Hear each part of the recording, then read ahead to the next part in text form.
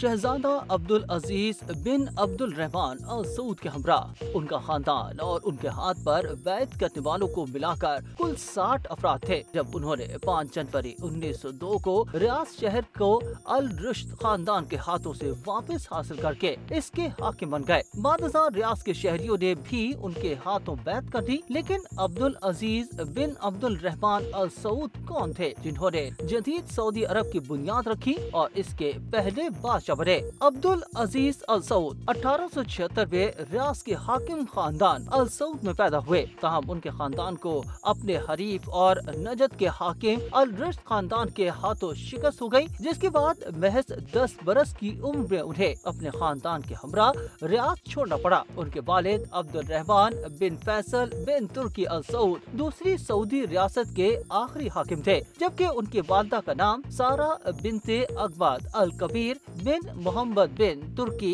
बिन सलमान अल सदैरी था। जदीद सऊदी अरब का क़याम जनवरी सन 1902 में अब्दुल अजीज अल सऊद कुवैत से अपने खानदान और हामियों पर मुश्तमिल 60 अफराद के काफिले के साथ रियाज पहुँचे और वहाँ का कंट्रोल हासिल कर लिया। सितंबर 1904 में उन्होंने जंग अल शांता में अल रुश्द खानदान को शिकस्त देकर अल कसीम पर कंट्रोल हासिल कर दिया। इसके बाद नजद के बेशतर हिस्सों पर उनकी हुक्मरानी कायम हो गई। सन 1912 में वहाबी नजरिए के तहत इख्वान मन अताउल्लाह खुदा की अतात करने वाले भाइयों तहरीक की बुनियाद रखी गई, जिसने अब्दुल अजीज को बड़ी मदद फराहम की। अब्दुल अजीज ने 1913 में अल हसा की जानिब पेशकदमी की और सल्तनत उस्मानिया से इसका कंट्रोल हासिल करने में कामयाब हो गए। सन 1921 में शहजादा फैसल बिन अब्दुल अजीज की क़यादत में अल सऊद फोर्सेस ने असीर पर भी कब्जा करने में कामयाब हो गए। इसी साल अल सऊद की फौजें अल रुश्द खानदान का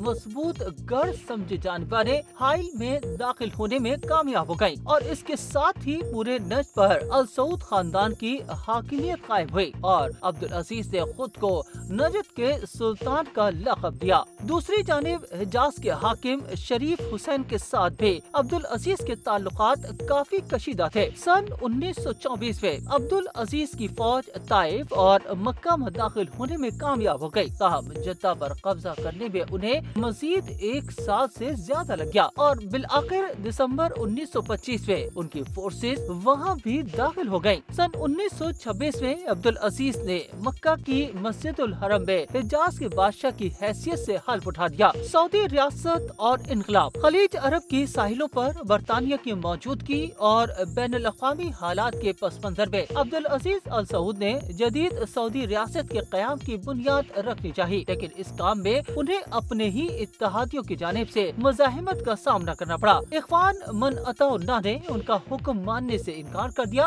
जिसने दोनों के दरमियान तसादुम को जन्म दिया। इख्वान की जानिब से इराक और कुवैत पर हमले किए गए और उन्होंने हिजाज के इल्हाक के बाद हुक्काम को चैलेंज कर दिया। इख्वान सादा रसूमात को भी बुत परस्ती का मसर समझते थे, इसलिए उन्होंने अल सऊद की हाकिमियत को चैलेंज करना शुरू कर दिया। तहरीक ने अब्दुल अजीज को कुवैत और इराक पर हमला न करने के हुक्म को भी मानने से इनकार कर दिया। इसके बाद मार्च 1929 में जुल्फी के मकाम पर अल सऊद की फौजों और इख्वान के दरमियान तसादम हुआ, जिसमें तहरीक को शिकस्त हुई और इसके अरकान कुवैत वापस चले गए, जहां उन्होंने अंग्रेज फौज के सामने हथियार डाल दिए। इसके बाद तीसरी सऊदी रियासत वजूद में आई। इससे कबल सन 1921 तक इसका नाम अमारात नजद और अल हसा था, जबकि 1922 तक इसका नाम सल्तनत नजद था। सन 1926 तक ये सऊदी रियासत सल्तनत नजद और इसके इन्हिसार खिलाई जाती थी और 1932 तक ये सल्तनत हिजाज और नजद और इसके इन्हिसार के नाम से जानी जाती रही, जब तक सऊदी अरब की मुमलिकत के क़याम का